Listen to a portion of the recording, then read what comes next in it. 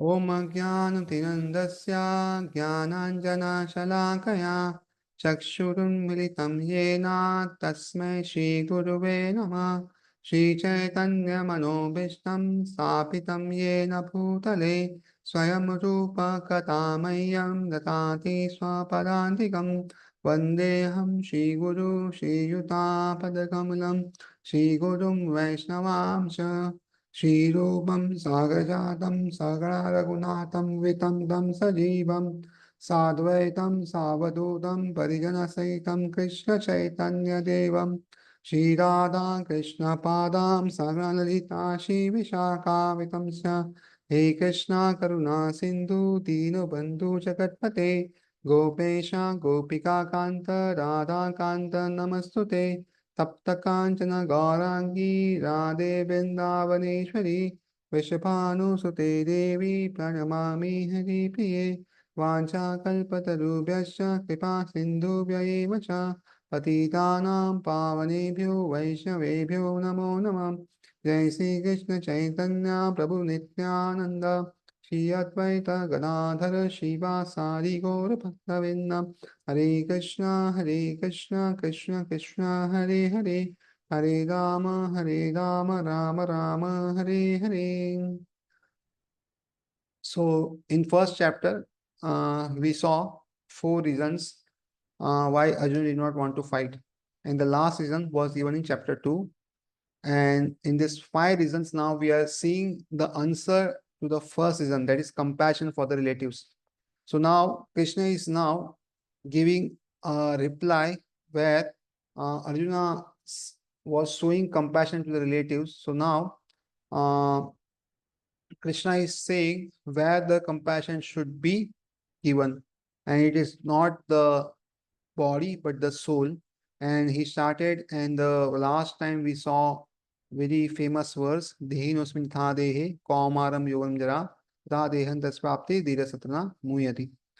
So, as the embodied soul continuously passes in this body from boy to youth to old age, the soul similarly passes into another body at death. A sober person is not bewildered by such a change.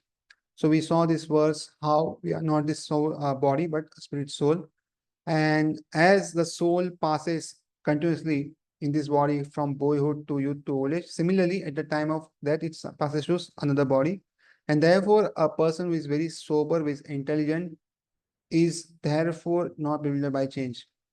Then the question may come, but still we are in this material body, and sometimes there is heat, there is cold, and sometimes there is a happiness and distress. How to overcome this in this material body? So Krishna answers this in verse number 14, which we'll see from today. Matra sparshasu kaunteya sitoshna sukha dukkada agama payino nityas tam sitikshava bharata. Matra sparsha, sensory perception. Two, only.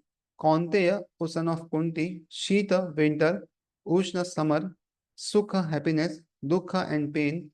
Dah, giving. Agama, appearing. Apayina, disappearing.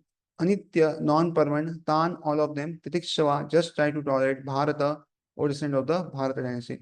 Translation by His Divine Grace, A.C. Bhaktivinoda Prabhupada. O son of Kunti, the non-permanent appearance of happiness and distress and their disappearance in due course are like the appearance and disappearance of winter and summer seasons. They arise from sense perception, ocean of Bharata, one must learn to tolerate them without being disturbed. So now, here Krishna is saying that, O son of Kunti, this happiness is non-permanent. Non-permanent appearance of happiness and distress is also non-permanent. So it will come and go in due course of time. Nothing will stay long. So the happiness will also not stay long, and the distress will also not stay long. Both will go away in due course of time. And therefore, actually, we should never be morose. At the same time, we should never be overjoyed. So, because this happiness will go in due course of time. Their disappearance in Yuga are like appearance and disappearance of winter and summer season. So we see the seasons, they're coming and going every year. So winter comes for 4 months. Some people who do not like cold are distressed, and some people who like cold very much, they are happy. That's why this come. And again, same happen in summer seasons. The people who like the winter season will not like the summer season, and the person who like the summer season will not like the winter season. So for them, um, it means different for different people. So for persons who like winter season, for them winter season is happiness, and summer season is distress. And similarly, the person who likes summer season, for them winter season is distress and summer season is happiness.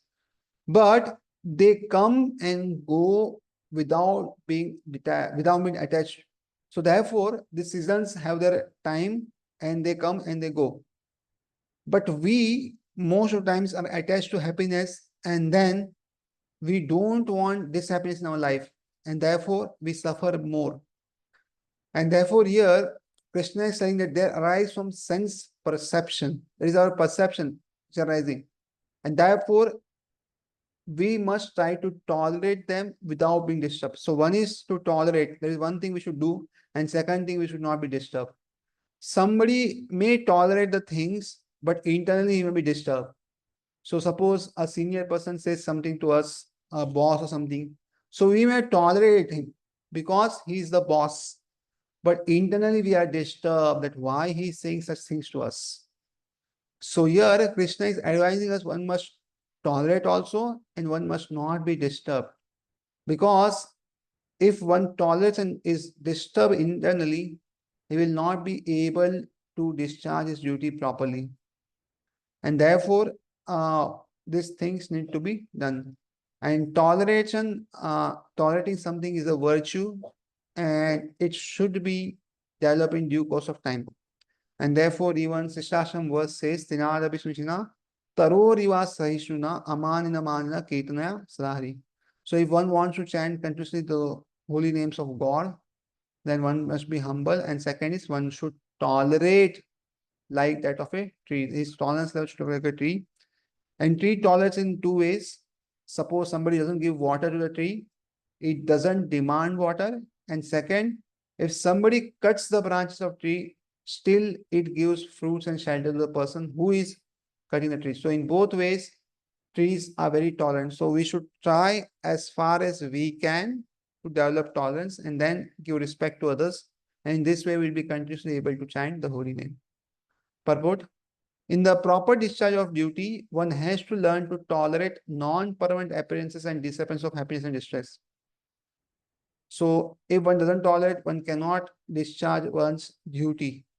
So if one has to discharge one's duty, these things will come and one has to tolerate it. According to the Vedic injunction, one has to take bath early in the morning, even during the month of Magha, January, February.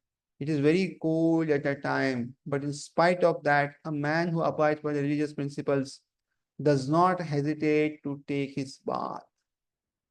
So practical example is given by Prabhupada that in the cold season, in the month of January, February, in the Magh, it's very cold, but in spite of that, one takes bath. And now we have facility of hot water also, therefore we should take bath. And similarly, a woman does not hesitate to cook in the kitchen in the months of May and June, the hottest part of the summer season. So here also again, so the woman cooks in the kitchen in the month of May and June. So these are the hottest part of the summer season. So it's very hot at this time, and it's not easy to cook, but still women will cook, women or man, whoever is cooking in the kitchen. So one has to execute his duty in spite of climatic inconveniences. So this climate will always be inconvenient with this climate. And therefore one has to execute his duty in the morning. All the Brahma Muhurta time should be utilized for our spiritual duties. And in the daytime, all our material duties, we should do it properly. Similarly, to fight is a religious principle of the Kshatriya. And although one has to fight with some friend or relative, one should not deviate from the prescribed duty. So, if one has to fight on religious principles as Kshatriyas, So sometimes what happens is one has to fight with his relative, and this is the most difficult part. If one has to fight with outside, it's very easy. But if one has to fight with one's own relative, it's very difficult. But if it's religious, based on the principles of dharma, then he has to fight. If it's not based on the principles of dharma, then there is no need of fighting. And therefore, one should not deviate from his prescribed duty. One has to follow the prescribed rules and regulations of religious principles in order to rise up to the platform of knowledge, because by knowledge and devotion only can one liberate oneself himself from the clutches of Maya. So one has to follow all the rules and regulations of religious principles so that one can rise up to the platform of knowledge. And by knowledge and devotion only one can liberate himself from this birth and cycle of birth and death. Otherwise, it's very difficult.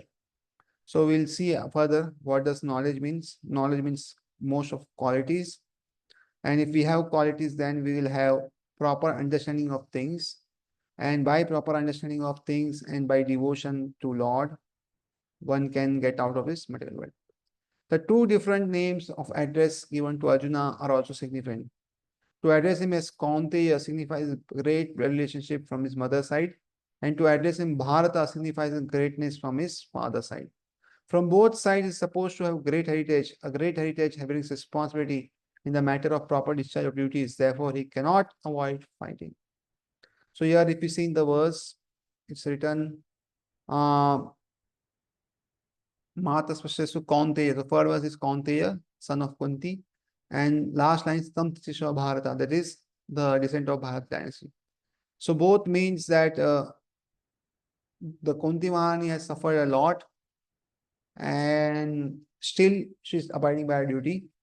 And Bharat Maharaj, we all know the way he ruled the kingdom, and you are coming from the dynasty of Bharat Maharaj, and your mother has suffered so much, but still she has done her duty. So how can you, being coming from a great lineage and a son of such a great mother, give up your duty?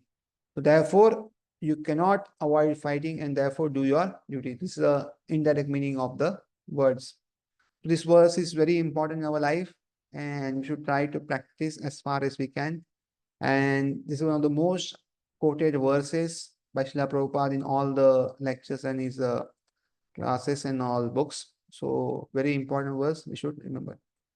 So now, what is the result of tolerating? Why we should tolerate the incoming of happiness and distress? What will happen if we tolerate? So this is given in the verse number 15. We should understand this. यम ही न व्यथयन्ति ये ते पुरुषं पुरुषर्षभा सम दुख सुखम धीरम सो अमृत via कल्पते. Yam, one to whom he certainly, na, never, Vyathayanti are distressing, a they all is, Purusham, to a person, Purusha Rishabha, of best among man, Sama, unadulterate, Dukha in distress, Sukham and happiness, Dhiram, patient, Sahi, Amrita Vaya, for liberation, Kalpate is considered eligible. So, here again, Arjuna is addressed as Purusha Rishabha, who best among men. So you are the best among men, and therefore you should act according to the best things or according to the best religious principles. Who best among men, Arjuna, the person who is not disturbed by happiness and distress is steady in both is certainly eligible for liberation. So if one wants to get liberated of this material world, one wants to come out of the cycle of birth and death, then one has to tolerate the onslaughts of distresses which come on our life, in our life. These are Adi Daivik, Adi Bhautik, and Adi Adhyatmik. So these kleshas come in everyone's life. Even one is poor or rich, one is knowledgeable or enunciate, whoever it may be, one has his own quota of happiness and distress. And one who tolerates it without being disturbed is eligible to go back to Godhead. So therefore, one has to develop this quality of tolerance. Purport: anyone who is steady in his determination for the advanced stage of spiritual realization and can equally tolerate the onslaught of distant happiness is certainly a person eligible for liberation. So you see, one has to be determined, and if one can tolerate, then one can advance in the spiritual realization. One can go in the advanced stages if one can tolerate. And what he wants to tolerate is the onset of distress as well as happiness. So these both one has to tolerate. Now one will say that distress is, we can understand one should tolerate. Why happiness? So distress one has to tolerate to continue in spiritual life. And if one is happy more than required, then again he will not be able to practice spiritual life. And therefore we see that in the higher planets, in the Swarga planets, where there's lot of happiness, there's lot of comforts, the devatas are not able to practice pure bhakti. They are able to practice only mixed bhakti. So this mishra bhakti or mixed bhakti means when they practice bhakti or do devotion service, they expect something material for that. So this type of bhakti does not give us 100% results. This may give us some result in the way of material assets. Somebody may get good living facility, good spouse, good children, or name, fame. All the things can be got, but he cannot go back to Godhead if he doing Mishra Bhakti. For going back to Godhead, one needs to do pure bhakti. And therefore, in the higher planets, it's not easy to do bhakti. Similarly, if one is in too much pain, if body is not in comfortable situation, one will not be able to practice bhakti. And therefore, the people in the lower planets, the Naraka planets, are also not able to perform bhakti. So bhakti can be performed when there is some amount of happiness and some amount of distress. On either side, one cannot perform bhakti. And therefore, one has to choose his situation, his varna, his occupation, everything in a way that one is able to practice his bhakti anga very nicely. So in the varnashrama institution, the fourth stage of life, namely the renounced order sannyasa, is a painstaking situation. But one who is serious about making his life perfect surely adopts the sannyasa order of life in spite of all difficulties. So we have seen the varnashrama system. There are four stages: brahmacharya, grahastha, then vanaprastha, and sannyas. So in that, brahmacharya is the stage when one learns and one is not entangled in the family matters. And after learning, either one stays as Naishik brahmachari or one gets married. So then the grahastha situation comes where one earns his livelihood and then distributes charity. And after doing that for sufficient long period of time and the children are being brought up, they are qualified and then they can do their own things, then the parents, they take vanprastha, they devote more time to spiritual practices, and the last stage is sannyas. So this sannyas is not so easy because one has to cut relationship with family members. But one who wants to go to back to Godhead, one is serious about spiritual life, takes sannyas. In the modern times, actually, not many can take sannyas. So one has to also see whether one is qualified to take sannyas or not, because sannyas also means they require certain qualifications. So now in the present times, one can reach to the vanaprastha stage and can do bhakti very nicely, chant his rounds, practice bhakti in a place which is more conducive and suitable. And if somebody is very advanced in spiritual practice, then by the mercy of Guru and Parampara and by the blessings of all the uh, devotees, can take sannyas. But it's very rare, very, very rare. The difficulties usually arise from having to sever family relationships to give up the connection of wife and children. So difficulty arises more because he has to cut family relationship and especially one has to give the connection with wife and children, whom he has spent the most of the time with and given affection and everything. But if anyone is able to tolerate such difficulties, surely his path to spiritualization is complete. So if anybody can tolerate, then he can go, or he cannot go in a his path of journey to spiritualization is faster. Similarly, in Arjuna's discharge of duties as a Kshatriya, he is advised to persevere even if it is difficult to fight with his family members or similarly beloved persons. So for Arjuna also it's very difficulty to fight with his relatives, but he's advised here to fight. Lord Chaitanya took sannyas at the age of 24, and his dependents, young wife as well as old mother, had no one else to look after them. Yet for the higher cause, he took sannyas and was steady in the discharge of higher duties. That is the way of achieving liberation from material bondage. So here we should note here one thing, that Lord Chaitanya Mahaprabhu took sannyas at the age of 24, and he did not have father nor any brother or something, and had only mother and wife who were dependent completely on Lord Chaitanya Mahaprabhu. But still he took sannyas, but the reason was for higher purpose. So if we do not have higher purpose in life, sannyas is not recommended. And the higher purpose is if we can grow spiritually. Otherwise, what will happen is we'll spoil our own life and also spoil our family's life. So nobody should unnecessarily take sannyas, and also one need to consult authorities and seniors before taking this step of taking sannyas.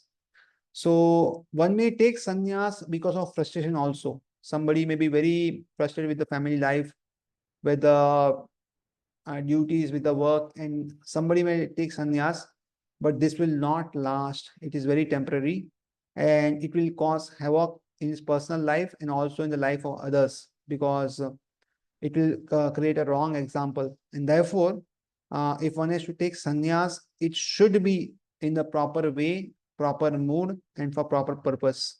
If these things are not there, one should not take sannyas just for the showcase. Sometimes people also take sannyas for name, fame, and reputation, because sannyasi gets so much name and fame. This is also very not a good reason, because with the fame and name also comes so much karma which the person has to digest. So if one is not spiritually advanced, he or she will not able to digest the karma which comes with the name, fame, and everything, and one will gradually go down his spiritual practices. And therefore, sannyasi is not recommended unless a person is qualified spiritually, and the reason for taking sannyas is also not proper.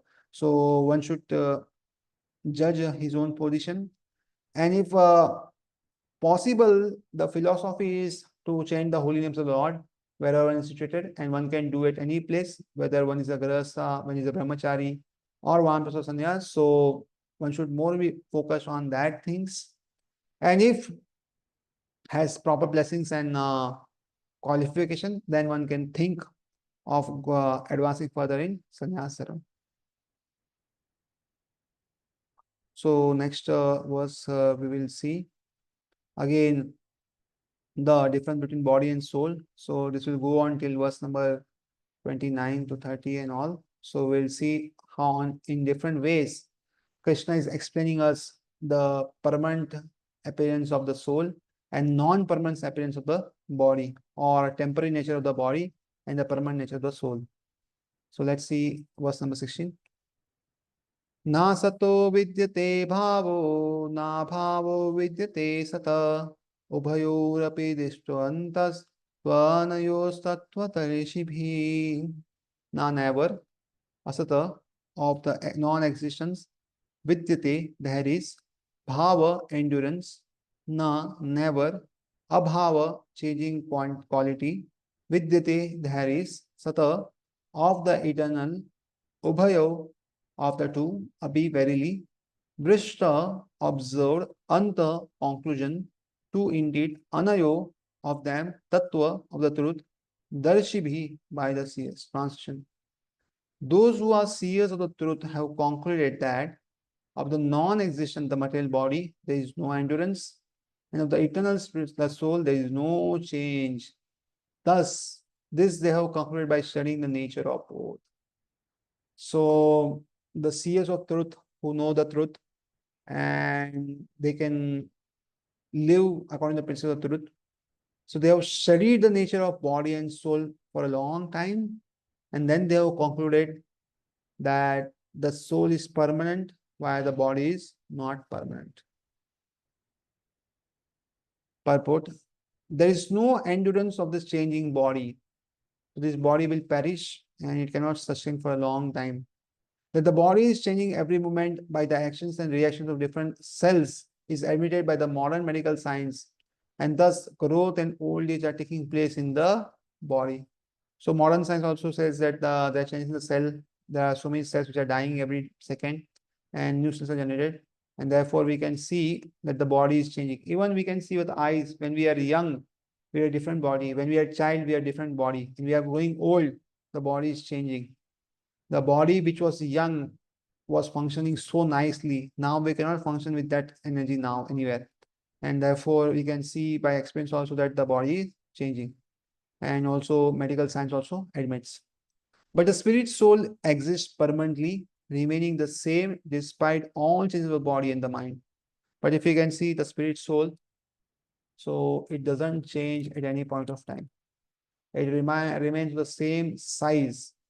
So the spirit soul is of the same size in the body of an ant, and the spirit soul is of the same size in the body of an elephant also. And therefore, it doesn't change. That is the difference between the matter and spirit. By nature, the body is ever changing and the soul is eternal. So the difference between body and soul is given here, the matter and spirit. So the body is ever changing, the matter is ever changing, but the soul is eternal. The soul not, does not changes. This conclusion is established by all classes of seers of the truth, both impersonalists and the personalists. So this conclusion is given by everybody. So maybe one of impersonalist, one be personal. So whatever sampradaya one is, whatever philosophy one is following, but it is established by all the persons that this body is temporary and the soul is permanent. In the Vishnu Purana, it is stated that the Vishnu and his abodes all have self-eliminated spiritual existence. Jyotim Shri Vishnu or Bhuvanani Vishnu. The words existent and non-existent refer only to spirit and matter. That is the version of seers of truth. So this the abodes of Vishnu are permanent and they are self-eliminated. There is nothing called non-existent of this. So only this spirit and matter, these words are that it exists and does not exist. So matter is temporary, it comes and goes in due course of time.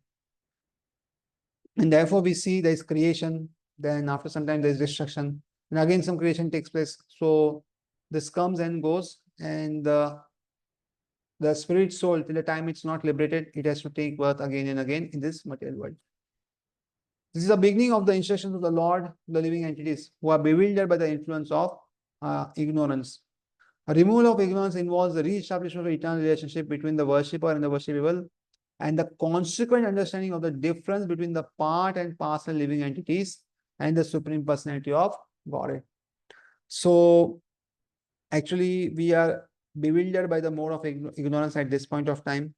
And if we take the instructions of the Lord very seriously, then we can come out of the mode of ignorance. And if we want to come out of mode of ignorance, we need to re-establish our relationship with the Lord. So we had a relationship with the Lord, but somehow it got broken because we did not want Krishna to be the enjoyer. We want ourselves to be enjoyer, and therefore Krishna created this material world. And now everybody is fighting to become the enjoyer, but nobody can enjoy independently. And therefore, we should be very much thoroughly convinced that we are not the enjoyers, we will not be able to enjoy on our own. But if we worship and serve the Supreme Personality of Godhead, then by His mercy, we can become, we can enjoy the things. And therefore, another thing is we should understand the difference between part and parcel limited and Supreme Personality of Godhead. So as part and parcel of Supreme Personality Godhead, in quality we are one with him. So he is also a spirit, we are also spirit. But in quantity, there is a huge difference. So Supreme Personality of Godhead cannot come under the influence of material modes of nature, but we can, because we are of very minute quantity. And therefore, if we see, example is given of the ocean water.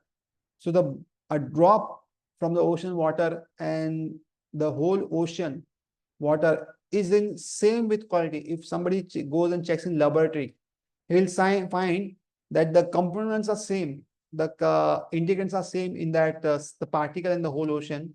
But if we see the quantity, it's the drop is the drop, whereas the ocean is a huge ocean which can contain millions and millions of drop.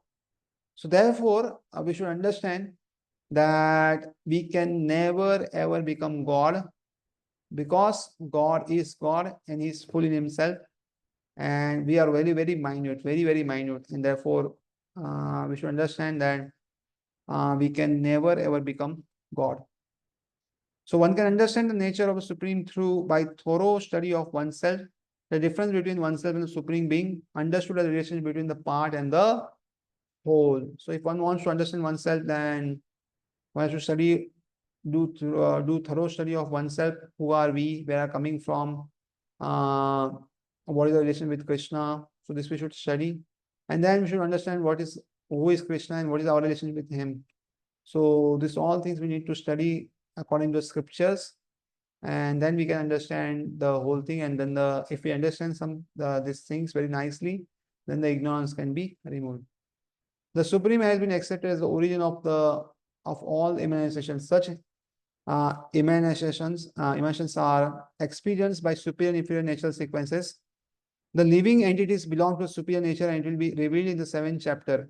Although there is no difference in between the energy and energetic, the energetic is accepted as the supreme, and the energy or nature is accepted as the subordinate.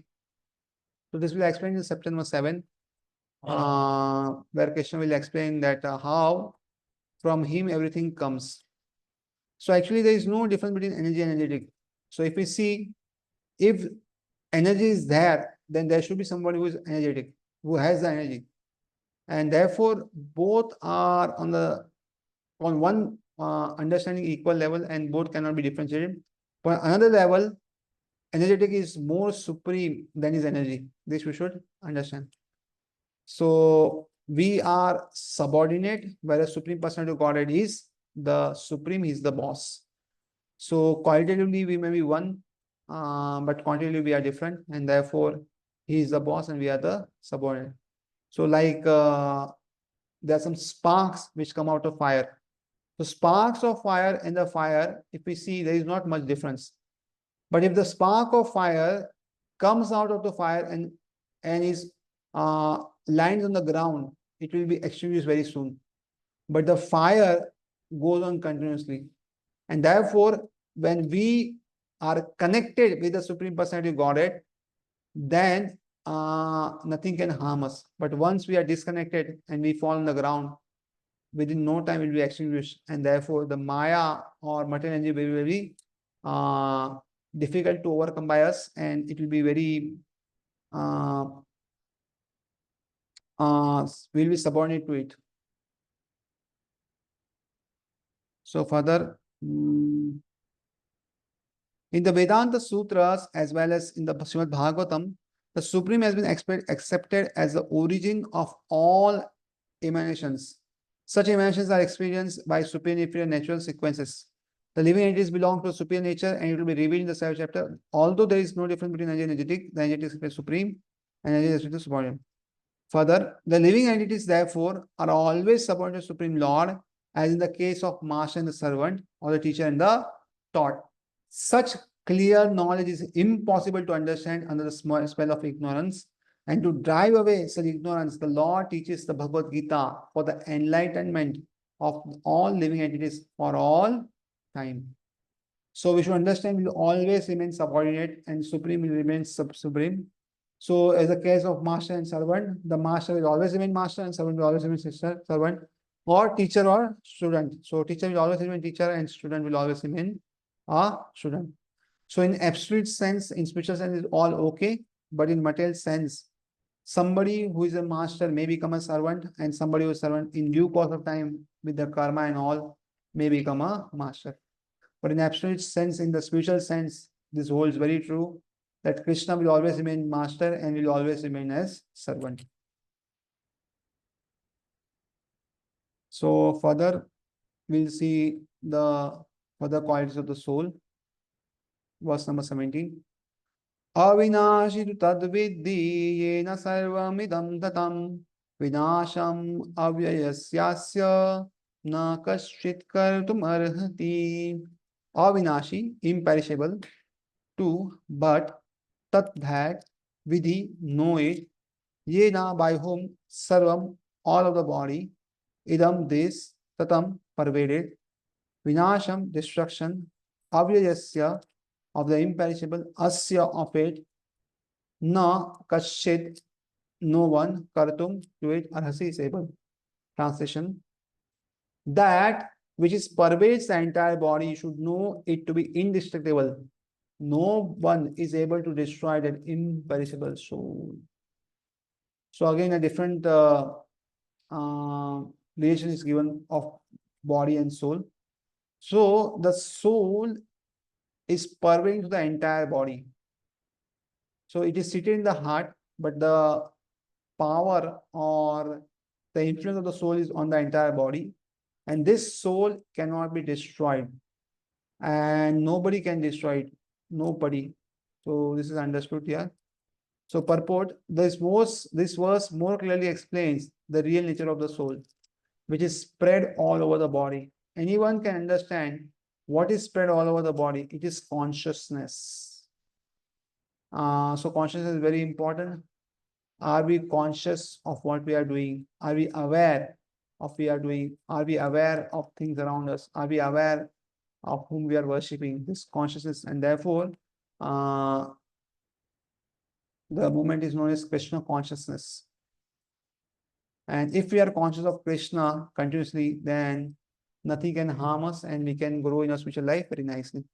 So everyone is conscious of the pains and pleasures of the body in the part or as a whole. So if suppose we have any pain in our body, we are very conscious. Something pricks us, we have fever or something. So we are very conscious of it because we are in the bodily consciousness. This spreading of consciousness is limited within one's own body. The pains and pleasures of one body are unknown to other. So this consciousness is only within one's body, and nobody can know what are the pains and pleasures we are going through. Nobody in this world can know. Only we can know and we can understand. See, why we may tell somebody, somebody may empathize with us, somebody may console us with different words, but we are the only person who need to go through the pains, who need to suffer the pains, who need to be very positive. Others will not help us in that way, but others can give us support. And therefore, each and every body is an embodiment of the individual soul, and the symptoms of the soul's presence is perceived as individual consciousness.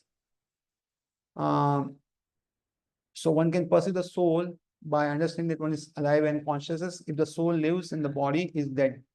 So this only by symptoms one can know, by scriptures one can know, but by pratyaksha, it's not possible to know. The soul is described as 1/10,000th part of the upper portion of the hair point in size. The Shvetashvatara Upanishad confirms this. Balagra satabhagasya satadha kalpitasya cha bhagajiva sa vigneya sa chanantasya sa chanantayaya kalpate. When the upper point of the hair is divided into 100 parts, and again each of the parts is further divided into 100 parts, each such part is a measurement of the dimension of the spirit soul. So if we want to know the size of spirit soul and why it cannot be seen, so it is so subtle it is that we cannot see. It is so small in size we cannot see. So if we can take our hair, and we can take the tip of the hair. The tip is very small. So we need to divide it 1 by 100. So whatever the answer comes, again divided by 100. And that is the size of spirit soul. So we can understand how small the spirit soul is, and therefore we cannot see with our eyes. And therefore we should only rely on scriptures that there is spirit soul. Otherwise, if somebody asks that he wants to experience, he wants to see the spiritual, then it will not be very easy for him to see. But based on the experience of the books, based on the consciousness which he is carrying, the symptoms, he can understand that he is the spirit soul, not the body. So when the upper point of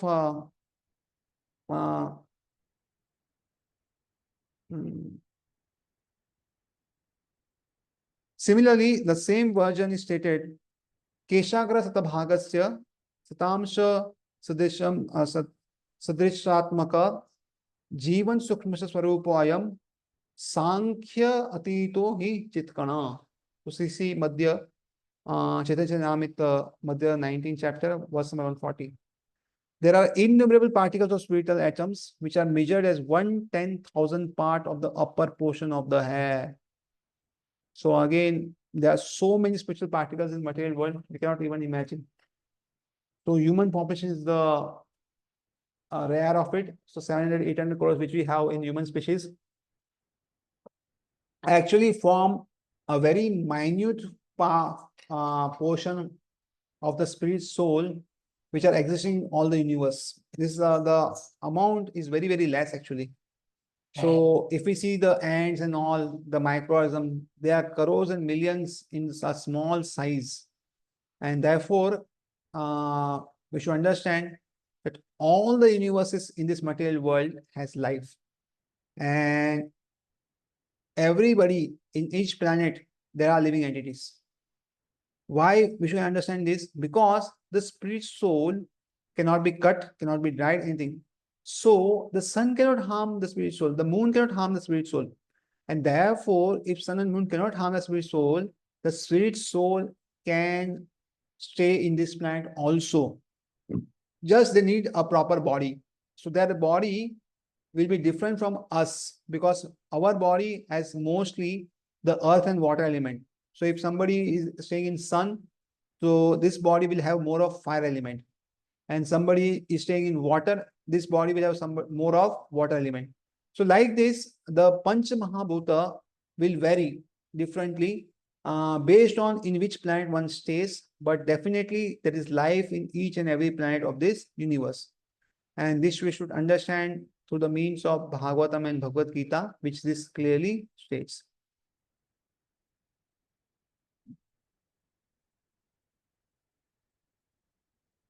So in items and therefore items are innumerable.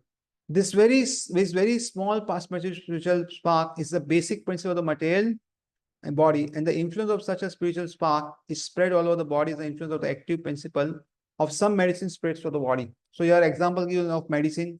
So if we have some pain in some part of the body, but we take medicine through the stomach, that part gets recovered. So therefore, the medicines is spread throughout the body, and therefore it acts on different part of the body. Similarly, this consciousness is spread throughout the body and it acts on different parts of the body.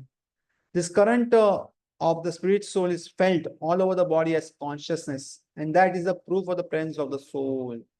So how we can know that we are not this body but spirit soul? Because the consciousness is spread, and therefore when one person dies, the spirit soul leaves and the body is there. And therefore, we should not know that the body is not the main vehicle we have, but we are the spirit soul. So this body can be used as a medium for us to achieve our spiritual goals, but we are not this material body. This we should understand. Any layman can understand that the material body minus consciousness is a dead body, and this consciousness can be revived in the body by any means of material administration. So one can understand that if material this consciousness is gone, one is dead, and this cannot be revived. If one can do crores of rupees, one can give this medicine, or anything, it cannot be revived again by any material administration. And this we have seen like so many people in the West, they give money to the scientists and tell them that whenever this life comes in my body, please revive me. But nobody is still able to do this, and therefore it cannot be done.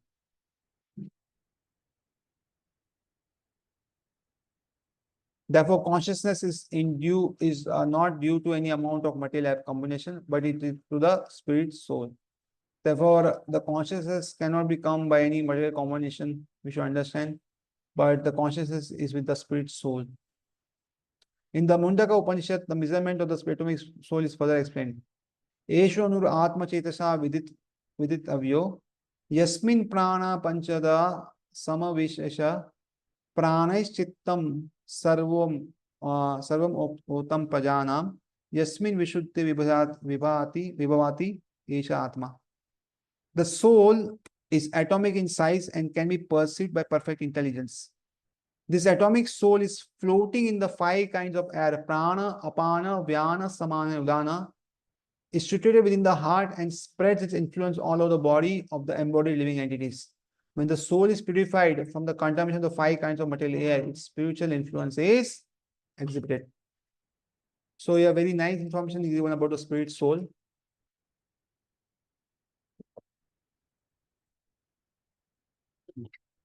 So, the soul is situated within the heart. So, even scientists agree that because the heart is pumping blood, there is a life. But nobody can tell why the heart is pumping. Because the spirit soul is there, and the spirit soul gives energy to the heart to pump the blood, and therefore the whole body is going. So this atomic soul is floating on the five kinds of air because the soul is spiritual and this body is material. So this material body cannot catch the spirit soul, but the spirit soul, it's floating in the five kinds of air. So this five kinds of air is there in the body: prana, apana, vyana, samana, and udana. So this all the airs in the body has different functions. Some air helps in digestion, some helps in breathing, some goes up, some goes down, and it balances the body. So this is very necessary in body. And this soul is situated in the heart and is floating all this air. But its influence is spread all over the body, and therefore we can see that our body is conscious. We can feel the pain and the pleasure. When a soul is purified from the consumption of fine cause air, then the spiritual influence is exhibited. And therefore, we should work on purification gradually. The Hatha Yoga system is meant for controlling the five kinds of air, encircling the pure soul by different kinds of sitting postures, not for any material profit, but for liberation of the minute soul from the entanglement of material atmosphere. So, Hatha Yoga is a system of yoga where different kinds of asanas practice, and it is meant for controlling the five kinds of air. And therefore, there are different sitting postures which are done, and these are not done for any material profit, but they are done for liberation, so that this soul can be liberated from the attachment of this material atmosphere. So this should be goal for this Hatha Yoga session. So the consciousness of the atomic soul is admitted in all Vedic literatures, and it is also actually felt in the practical experience of any sane man. Only the insane man can think of his atomic soul as only the insane man can think of the atomic soul as all-pervading Vishnu Tattva. So we should understand this conscious soul is there in all literatures, and it can be felt by us also if we do practical experience. And last is we cannot be Vishnu, and therefore only insane man can think that this atomic soul can become Vishnu. It is all-pervading Vishnu Tattva. Actually, we are no. The influence of the atomic soul can be spread all over the particular body. According to the Mundaka Upanishad, this atomic soul is situated in the heart of every living entity. And because the measurement of the atomic soul is beyond the power of appreciation of the material scientists, some of them assert foolishly that there is no soul. So many people cannot understand the spirit soul, and therefore they say that there is no soul. So there are so many people who say that this body is only soul and there is only body and all. These are not very good philosophy. And because of this, what is happening is so many people are practicing wrong dharma, and there's so much chaos. So therefore, one should understand that we are not this body, but spirit, soul.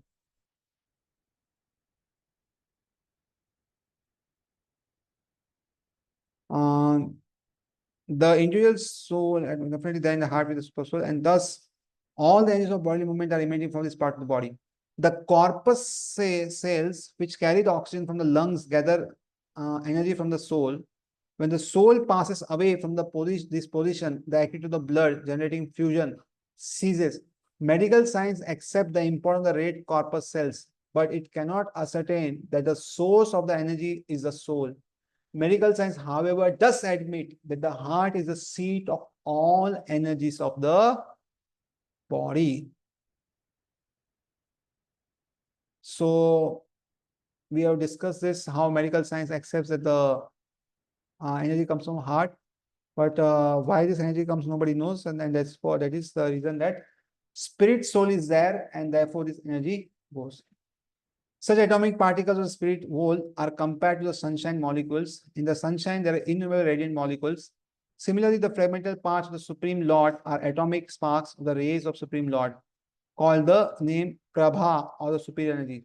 So whether one follows the Vedic knowledge of modern science, one cannot deny the existence of the spirit soul in the body, and the science of the soul is explicitly described in the Bhagavad-gita by the personality of Godhead himself.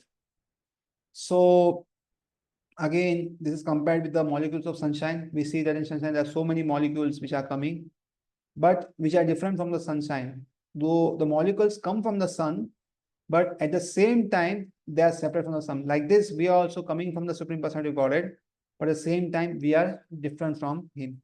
So therefore, this is all explained in the Bhagavad Gita very nicely. So we'll see the next verse.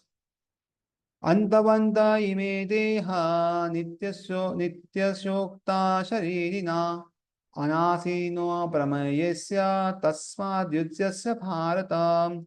Antavanta, perishable, ime, all this, deha, material bodies, nityasya, eternal in existence, yukta, are said, sharirina, of the embodied soul, anasina, never to be destroyed, apramayesya, immeasurable, tasmat, therefore, yudyasya, fight, bharata, origin of bharata.